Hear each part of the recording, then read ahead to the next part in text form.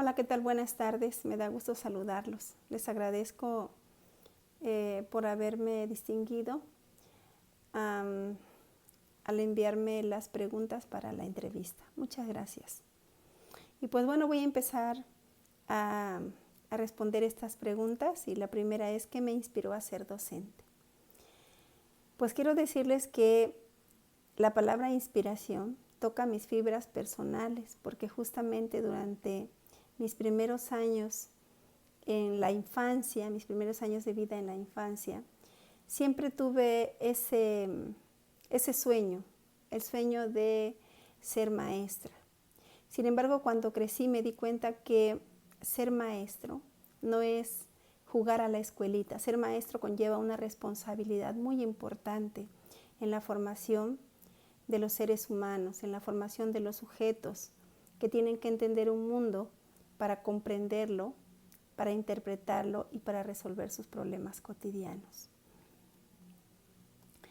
Esta inspiración nace de la esencia de mi persona, de la vocación que tengo desde que nací, y esta inspiración cada día se nutre con la relación que tengo con los estudiantes, al ser su docente, al ser su tutora, o cuando los estudiantes se acercan a mí para revisar algunas cosas que no han entendido y que me dan la oportunidad de compartirles. Entonces, esa inspiración, bueno, es un halo de vida, es un sueño que se ha hecho realidad y que me ha permitido estar cerca de tantos y de tantos estudiantes, y que considero que al paso de mi vida por esos estudiantes, pues he impactado en la vida de quienes han estado cerca de mí, compartiendo mis experiencias. ¿Por qué elegí ser docente? Elegí ser docente porque ser docente es tener un cúmulo de actitudes positivas, porque ser docente es tener en esencia competencias que nos permiten acercarnos a nuestros estudiantes.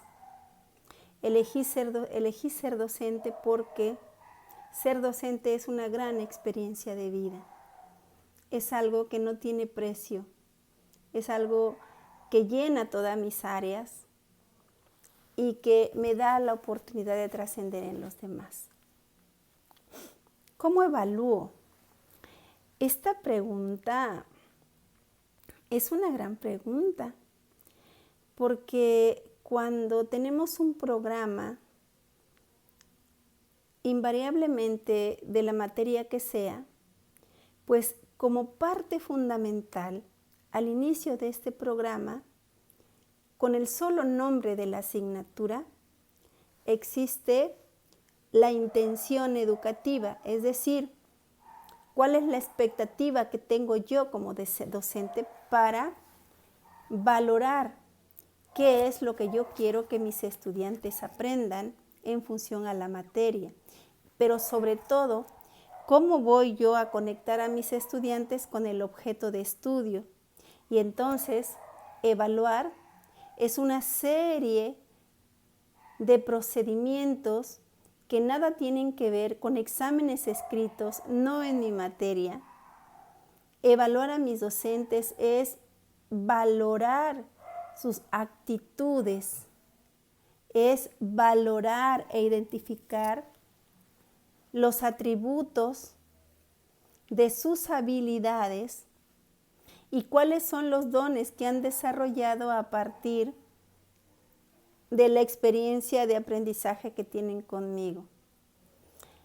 Cuando digo que hablar de cómo evalúo resulta muy complicado o llamativo, me refiero exclusivamente a cómo los docentes han creado el aspecto de la evaluación como una forma de control, como una forma de maniobra, como un coto de poder para decir, quien lo sabe todo soy yo, mis reglas son estas y tienes que actuar en base a los parámetros que yo pueda poner en marcha. Entonces, para mí es evaluar una oportunidad para identificar cuáles son las habilidades, cuáles son las destrezas, cuáles son los grandes atributos que los docentes podemos identificar en nuestros estudiantes. Pero sobre todo es una parte bien cualitativa que surge desde cómo concibo yo a mis estudiantes en una primera evaluación diagnóstica, cómo construyo yo el conocimiento a partir de la evaluación formativa y cuál es el toque final que yo valoro para la evaluación sumativa, ¿no? Entonces, yo evalúo ponderando en función a las competencias que logran desarrollar mis estudiantes. Si he cambiado mi forma de evaluar, sí. Generalmente los docentes al inicio de cada asignatura hacemos un encuadre donde damos a conocer cuáles son los parámetros de evaluación. Sin embargo, Santos Guerra nos ha hecho grandes escenarios para que nos podamos reír de lo que hemos hecho con la evaluación tradicional y cómo hemos medido en lugar de valorar a los estudiantes. Sí he cambiado mi forma de evaluar en los últimos 10 años.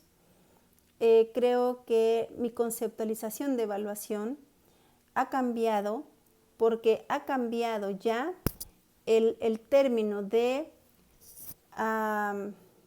que se había construido a través del tiempo como la transmisión de conocimientos por la entrega de conocimientos, ¿no? Entonces, hoy ya no hacemos una transmisión de conocimientos, ahora hacemos una entrega pedagógica, hacemos una entrega de conocimientos y esto nos ha servido mucho justamente para valorar las cualidades, valorar el desempeño y valorar el desarrollo de las habilidades que se dan durante las asignaturas que compartimos, ¿no?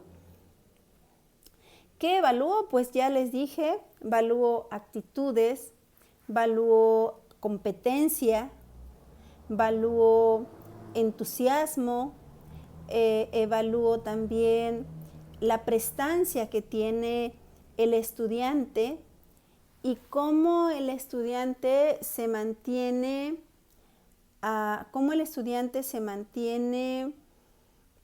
conectado en el momento en que tenemos que, a través de la oralidad, identificar cuáles son los alcances, los logros y el desarrollo de competencias.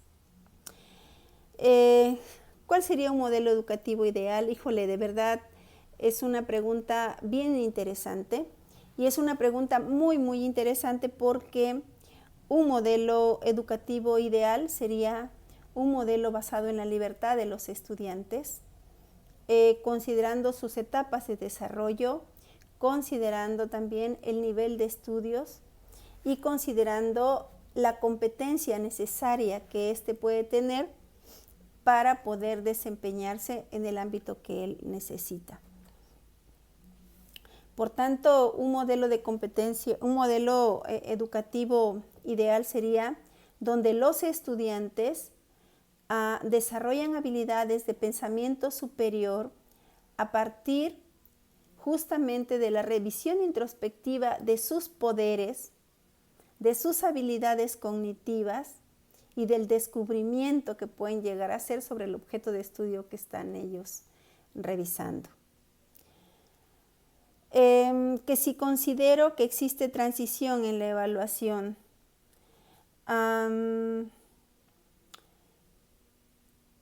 sí hay. un tipo de transición si a lo que te refieres es en el momento en que una evaluación es continua, en el momento en que una evaluación es formativa. Desde esa perspectiva yo considero que sí hay transición. Es decir, sí hay transición desde un desarrollo, desde un estadio de desarrollo anterior, y evaluar no midiendo, sino ponderando y valorando los alcances de justo esa transición de un nivel de conocimiento o de competencia anterior a un nivel de competencia posterior. Entonces, estas son mis respuestas. Espero puedan servirles de algo. Les mando un abrazo, que estén muy bien y gracias nuevamente. Buenas tardes.